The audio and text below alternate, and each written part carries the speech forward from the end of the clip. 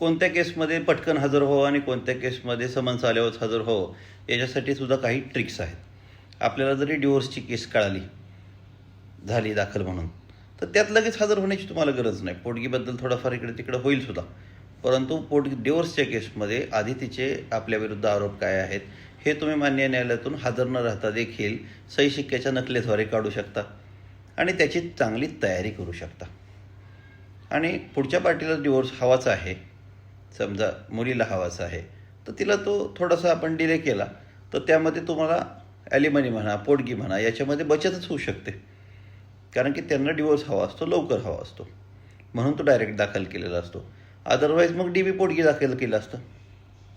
मग डी बी पोटगीचं समन्स आलं किंवा नुसतं कळलं जरी की दाखल आहे तर मात्र त्यामध्ये सुमोटो हजर व्हा, कारण की त्यामध्ये पोटगीचे आदेशच पहिल्या तारखेला लवकर होत असतात. डिवोर्स केसमध्ये फारसं तसं नसतं.